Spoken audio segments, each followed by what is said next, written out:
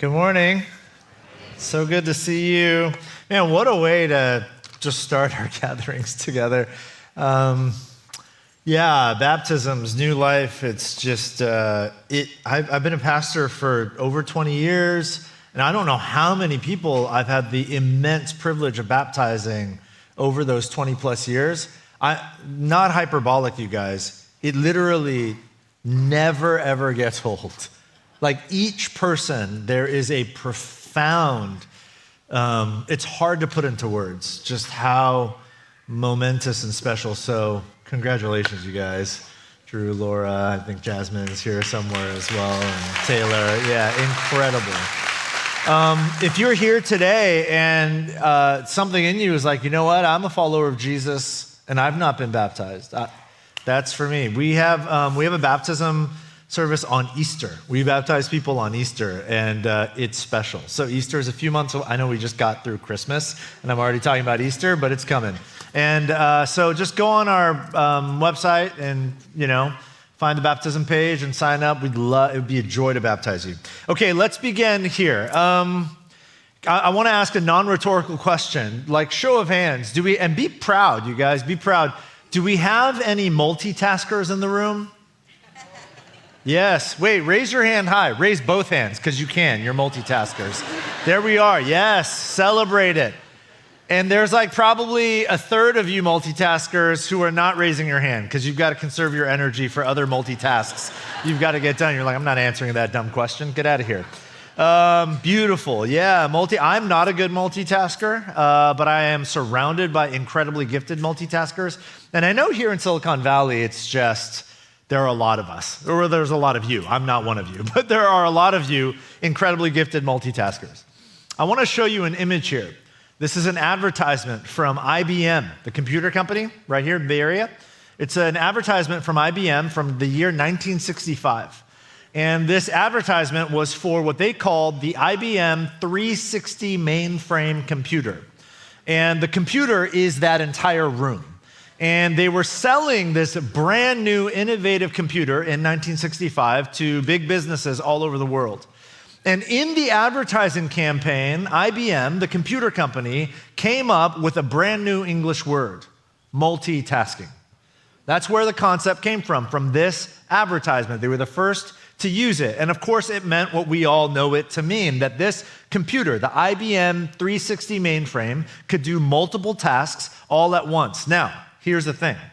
It was false advertising because the 360 mainframe did not actually technically do multiple tasks at once. It did what is called context switching.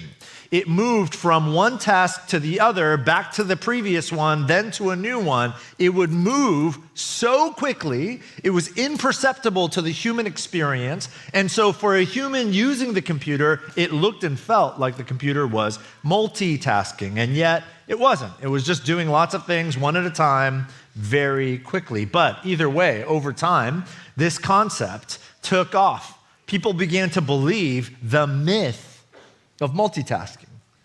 We started applying it to all manner of things, including ourselves. And now today, we celebrate the ability to multitask. We place it in areas of prominence on our resumes, and we talk about it in job interviews. Now, I am not throwing shade at all of you incredible multitaskers. Keep doing what you're doing. It's amazing. It makes the world a better place. Although I would tell you, you're not actually multitasking. You're context switching. Either way, doesn't matter. Why did we do this, though? Why do we celebrate multitasking? Well, there's lots of reasons, but I would suggest to you that one significant reason is because I think culturally we have come to believe a particular story about what a meaningful life looks like. Especially here in Silicon Valley, we have come to believe that a meaningful life is a life of hyperproductivity, efficiency, significant achievement, and the ability to complete tasks at superhuman speeds. We've come to believe the lie that the best version of you is the one who can achieve the most, the quickest. But in truth, this is the success script for hardware, not for human beings. Last Sunday, we began this journey called Simple Faith, an invitation into, in the midst of our complex, chaotic, overrun, overscheduled lives, the invitation to the beautiful simplicity of following Jesus that might actually lead to a life of real peace and real joy. The first century Stoic philosopher Seneca once said this famously, that to be everywhere is to be nowhere. Now, interestingly, he wrote this specifically about reading, but when you apply the concept to all of life, it actually makes a lot of sense. To try to be everywhere is to be nowhere. And if Seneca was right, and I believe that he was, then put another way, you might say that to do everything is to do nothing. Or to try and be everything is to actually end up being nothing. One cognitive scientist, Earl Miller, summarizing decades of his research, put it this way. He says that human beings, we are very single-minded. We have very limited cognitive capacity. In fact, in the world of cognitive studies, one of the most popular and common sort of images or metaphors that cognitive scientists will use to describe what happens when we try to do everything all at once, they will say it is like taking the mental whiteboard of your mind, writing something, erasing it, writing a new thing, erasing it, writing another thing, erasing it, and on and on and on. You can imagine this is in large part why we feel so mentally fatigued most of the time. Because most of us spend most of our days writing and erasing, on and on and on in an endless loop throughout most of our working, living, waking hours. This is no way to live. I would suggest to you that a meaningful life is incongruent with a scattered life. Maybe I'm wrong, but I've come to believe this wholeheartedly, that we cannot live a scattered life trying to do everything, be everywhere, and find deep meaning in life at the same time, that this is not possible. Because a meaningful life requires focused attention, and focused attention moves at the speed of one task, one moment, one relationship, one decision at a time. In fact, there's a story in the Gospels that some of you know that I think reflects this truth, at least in part. It's a story of Jesus and his disciples going to dinner at someone's house. It's found in Luke chapter 10, and the story says this. As Jesus and his disciples were on their way, he, Jesus, came to a village where a woman named Martha opened her home to him.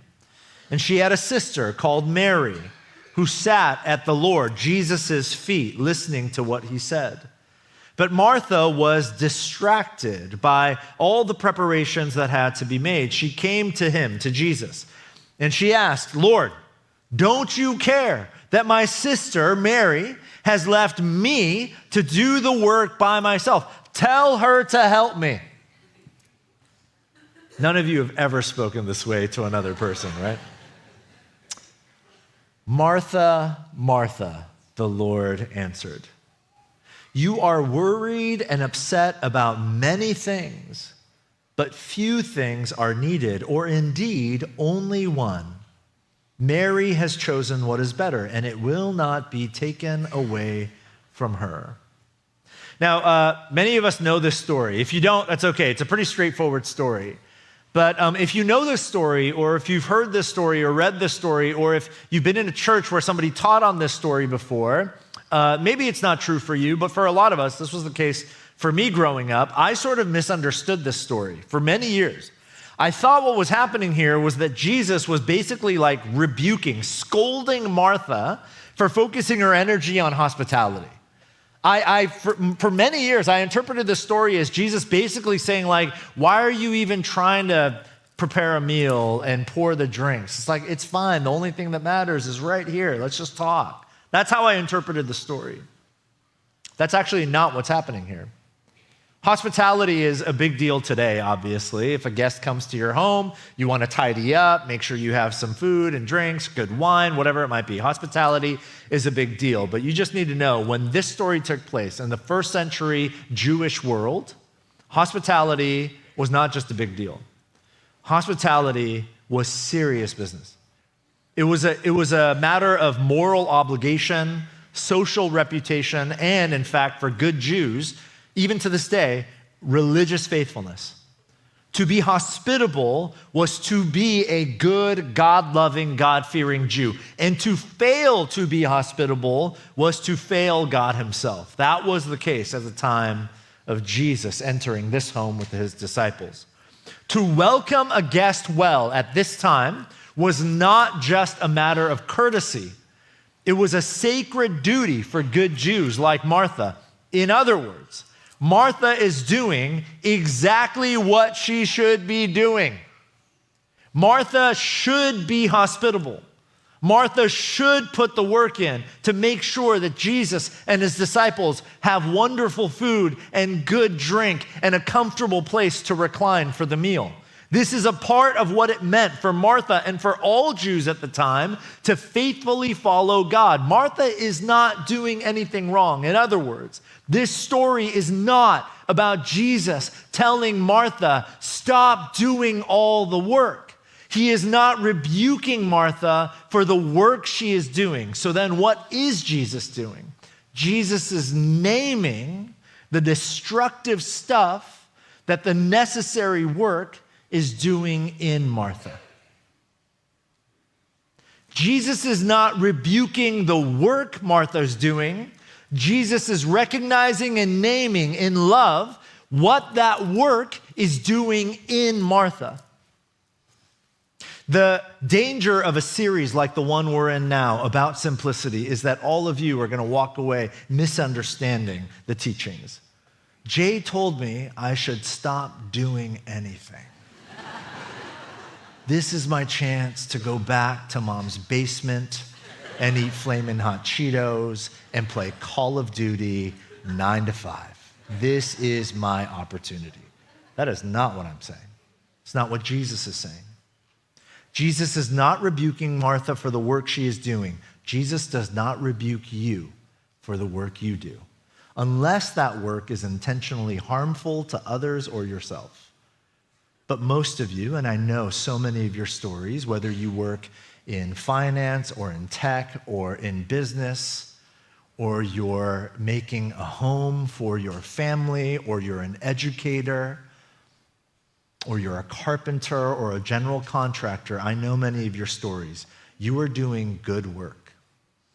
And I know as followers of Jesus, even those of you who work in industries that are so cutthroat, I hear some of your stories. You are trying to shine light into dark places.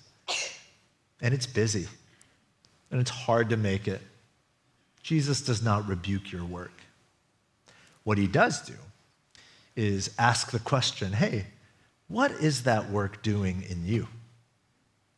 Is there a way in which the work you are doing is consuming you, where you are becoming someone you don't actually want to become? In fact, this is in the story. When you go back to Luke chapter 10, notice the storyteller, Luke, the biographer, he emphasizes that the problem here is not that Mary's being hospitable. Instead, what does the story say? Martha was distracted by all the preparations that had to be made.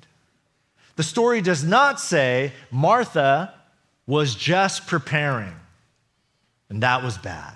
No. The point is not that Martha was doing a bad thing by being hospitable. She's doing a wonderful thing. Her work is good. The problem is what the work is doing in her. She is distracted. What does it mean to be distracted? To be distracted implies emphatically that there is something else deserving of your actual attention, energy, and focus, correct?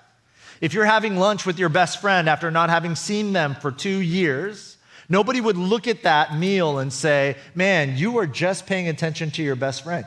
You are distracted from the thing you should do, which is scroll your phone.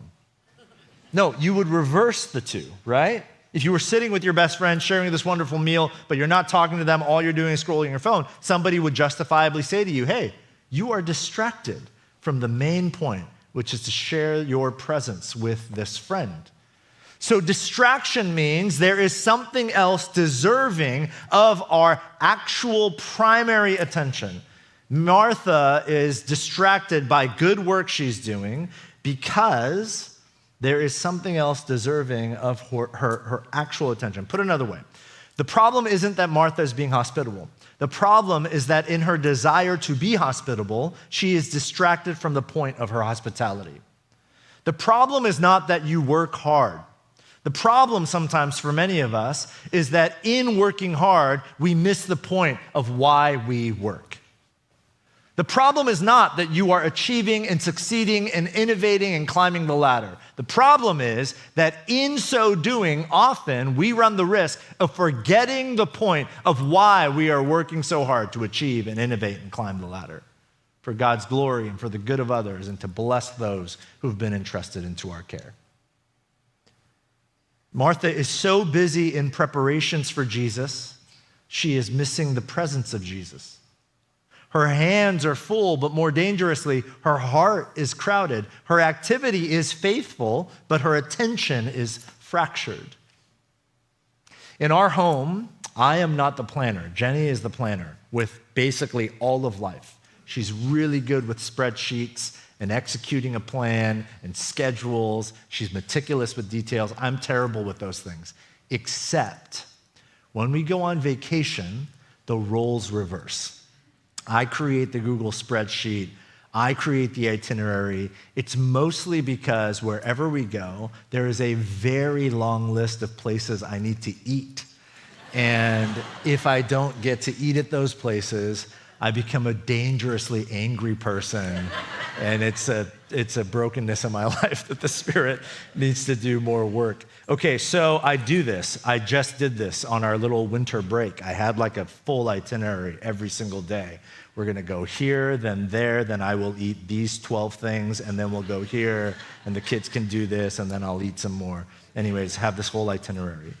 And this is embarrassing to admit to you, but this is real. I'm not being hyperbolic. There are moments when, and I will say, I am someone our staff would tell you, I do live and die by my calendar quite a bit, even to the point of it being not helpful sometimes.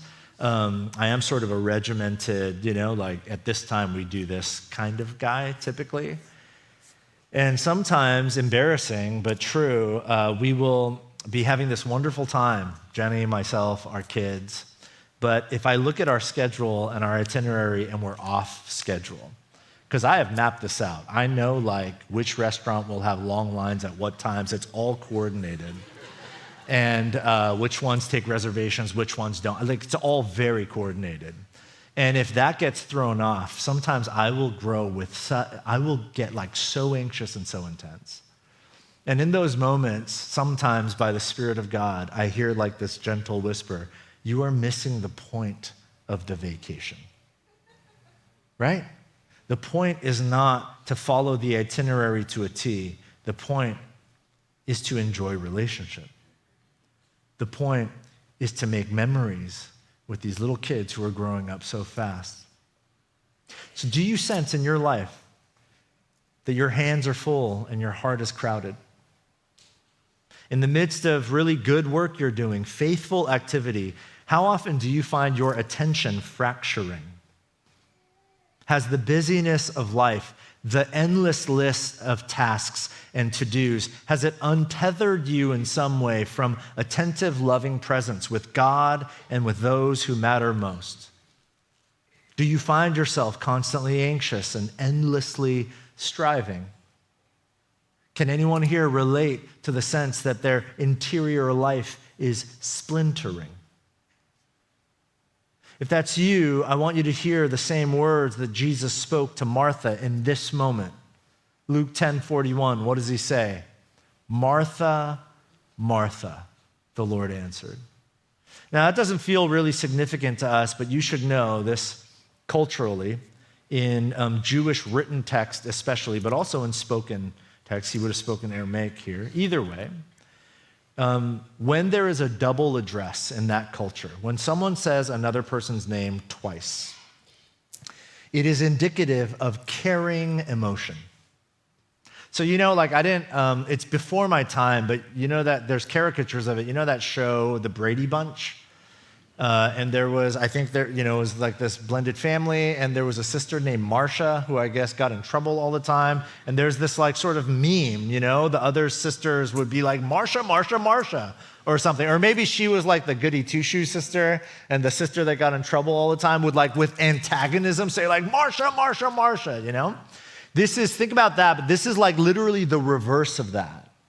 When a Jewish rabbi says another person's name twice, it's not like, Martha, Martha, you're distracted. It's Martha, Martha. It's a deep breath. It's a way to evoke loving care. Again, Jesus is not rebuking Martha. He is reminding her in love that he wants something better for her, that he wants something better for us. And he diagnoses the issue in Luke 10:41. He says to Martha, in love, you are worried and upset about many things. Is there a verse in the Bible that more accurately depicts the Silicon Valley condition than Luke 10:41? You are worried and upset about many things. Can anyone relate? That word worried in the original language, Greek, is a word that's best translated anxious. And the word for upset is a Greek word that can be translated distracted or even disturbed. So are you anxious? Do you find yourself constantly distracted? Is there a situation or an inner turmoil that is even disturbing you today? May you hear the gentle voice of Jesus. Luke 10:42.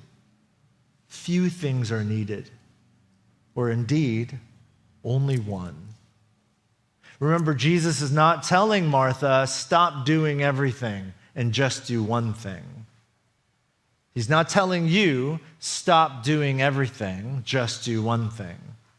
What he is saying is in all that you do, there is only one thing that's truly necessary, the through line, the anchor, the center of your being. And what is that one thing?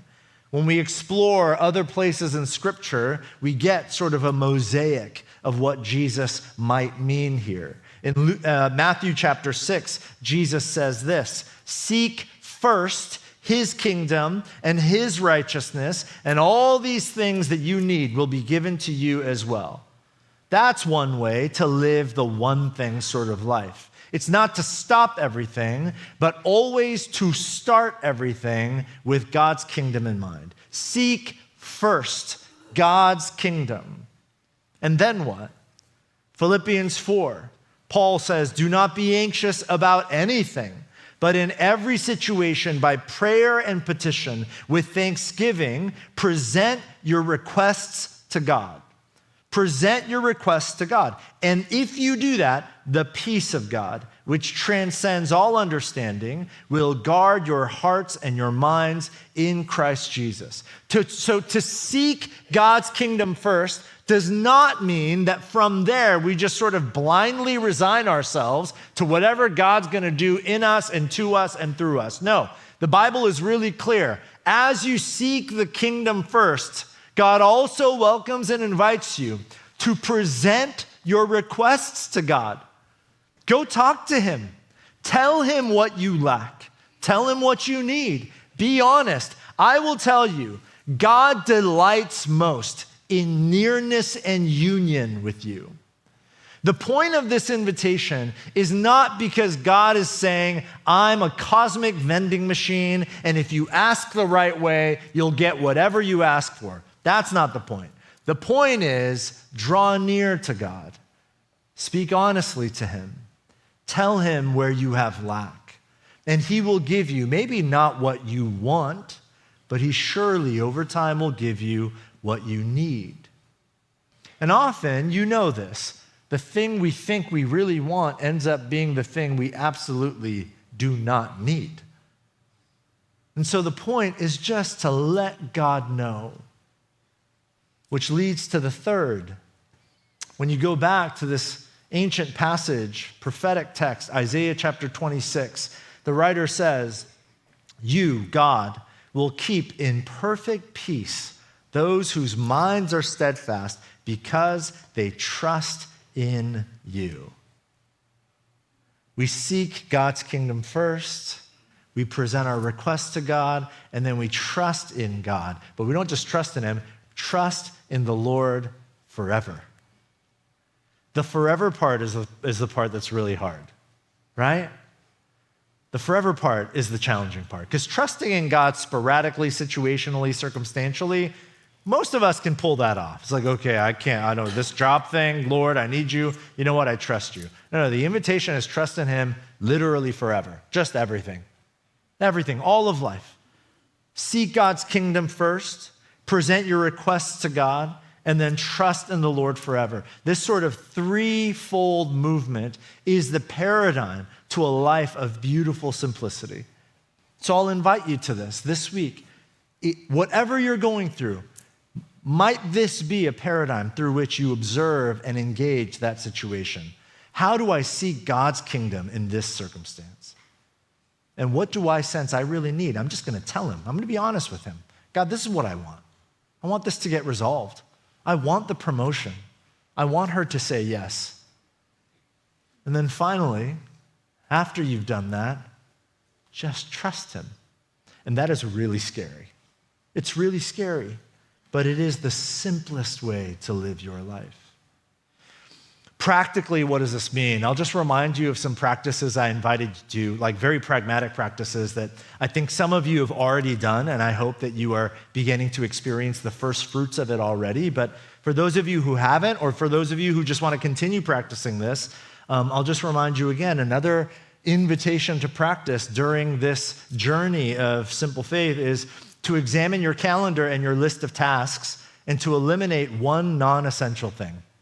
Did anybody do that this week, by the way? Did anyone eliminate a non-essential thing? Literally nobody? You just couldn't. Oh, a few of you. Oh, amazing. Capella. Okay, well done. Well done. She runs her own company, and she eliminated, it wasn't your company, right? You didn't eliminate the company. You're like, this company is non-essential. I'm out. You just fired everybody. You didn't do that. Okay. A non-essential thing. I know it's scary. I know it's really hard. Listen, you can start really small, okay? You don't have to be like the mega Christians, like, Jay, I did it. I eliminated, well, I don't know, whatever. You don't have to eliminate. I used to play, 12 hours of golf a week, and I threw away all my golf clubs. You don't have to do that unless the Lord asks you to do that. Then maybe you should do that. Tyler, maybe the Lord's asking you to do that. He's not. It's okay. You're free. Just keep golfing. Or maybe he is. I don't know, man. But you can start small. I had someone call me or email me this week, and it was so sweet. She was like, man, I didn't know where to start. So this is the one I found. I buy myself like a venti whatever latte at Starbucks like 3-4 times a week, and I'm just eliminating that. Like, I'm just going to not. I'm going to make some coffee at home, and that's what I'm going to drink. I was like, man, that's really beautiful. Yeah, you're right. That's like not essential. And it saves you the time of like driving to the Starbucks and, it's so simple. So just start small. Eliminate one non-essential thing and see how long you can take it. And then in addition to that, in partnership with that, really, we said prayerfully consider one next step toward the way of Jesus that's currently non-existent in your life. It could be a more committed rhythm of prayer, maybe in the morning or in the evening. Or maybe it's like praying the daily office throughout the day, or praying the prayer of exam. The possibilities are endless. This is where it gets really fun. Maybe it's a practice of scripture. Maybe you commit to a reading plan instead of just reading the Bible sporadically when you feel like it. Maybe, I think for many of us, I would tell you, it might be jumping into a life group here. I just know, just based on our numbers, how many thousands of people show up here every month every week really here at Westgate, and then how many of those people are actually doing life in a smaller community, not like 500 of us in this big room, but like 8 to 10 of you in a smaller room. I mean, that's where real life happens. My friend Nick, who's playing bass today, he's wearing his Bears sweater. And the reason is because wow, okay, Nick, you have fellow Bears fans. It's because the Bears won last night, their first playoff game in 147 years. The Chicago Bears won. And he and I were texting memes to each other last night. Do you know how creepy it would be if I didn't know Nick personally and I found his number in our church database and started texting him weird memes about the Bears game? He would think it was so strange, even though I teach and preach here. It's because we have a relationship. Like our families have shared many meals and some overnights and stuff together. They made me go camping, and I hate camping. And I went camping once with them, and it was like terrible and awesome, but mostly terrible. Like our families are friends. And a bunch of you are missing that. I'm just telling you, your life your like learning and living the way of Jesus will come alive. It'll take on flesh and bone when you start doing it in rooms smaller than this. So right now is Next Steps weekend, and we're trying to help you like answer the question, what is your next step? And I think for a bunch of us, it might be life groups. So you can scan that QR code, but the better thing to do today before you leave, stop by our Next Steps table. If you're not in a life group, they're just starting up again for the winter, spring season. We'd love to help you find one. Seriously, like actually personally help you find one. And then there's a bunch of other places where you can plug in, like incredible care ministries. I'm looking at Rebecca Miller right here, my friend who leads one of our really beautiful sacred spaces for people who have unique pains. There's so many ways for you to get into a space where you can really be known. So take a next step. Another invitation, just so you know, every year in late January, we host something called the Formation Conference, where we gather hundreds of people just to spend a Friday night and Saturday morning exploring what it means to actually do the thing we say our church is about, which is learn and live the way of Jesus. And so if you've not signed up, join us. And it's the Formation Conference every year is so beautiful. Worship and lots of connection with others. And then this year we have my friend Ian Simpkins, who is a wonderful pastor out in the Nashville area. He's going to come and teach on the way of Jesus and how that looks in our everyday lives. I'm going to invite Chris and Sunny back up. We're going to just take a moment to breathe and pause here before we continue and conclude. You know, I told you last Sunday that this series, it's not an intellectual exercise for me. It wasn't like a strategic move, like let's do a simplicity series to start the new year. I told you last week that this series is just really the embodiment and culmination in some ways and continuation of about a 2 years long journey I've been on for a variety of reasons to just simplify my life to what's most essential. And I want you to know, as your pastor, our entire pastoral team and our elders are prayerfully processing this. We want simplicity to be more than just a teaching series for 4 weeks. We want it to become a way of life for us. We know you are so busy. There's so much happening in your life. And we don't want our church, it's a big church with lots of needs, but we don't want our church to just become another insane set of events and tasks and to-dos. So we're in a season, I think, where in the coming months and years probably, we will be asking together as a church family these questions. What is most essential? So that being a part of this family feels more like moving at the pace of God and not at the pace of culture. And I think a big part of that means accepting our limitations, which is a very hard thing for most of us to do. I will admit to you, accepting my own limitations in certain areas of life is a very hard thing for me to do.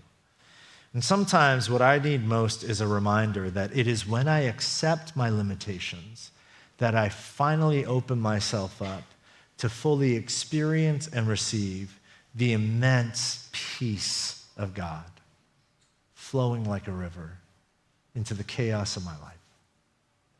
There's this beautiful text, Isaiah chapter 66, verse 12. This is what the Lord says.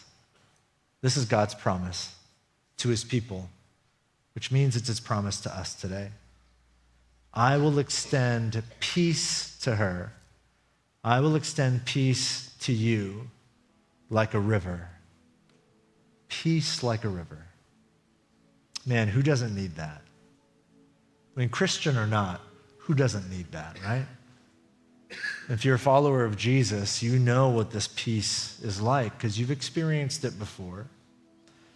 And that's the invitation, to slow ourselves down enough, to simplify the focus of our energy enough, to open ourselves up to experience the peace of God that transcends all understanding. So Chris and Sunny are going to lead us in this song. We're going to do something a little bit different today. I'm just going to free you up to do whatever it is you want to do. You can just sit. In the last service, most of us just sat and allowed the song to wash over us. You can sing along if you'd like to. If you want to find a corner of the room to stand, you feel compelled to do that, feel free. But they're just going to sing this song over us. You can sing along if you'd like. But more than anything, as we do, I just hope and pray that the peace of God may flow into our lives, our hearts and minds now, like a river, bringing life, quenching every thirst. So let's close our eyes, take a few deep breaths, and then Chris and Sunny will lead us.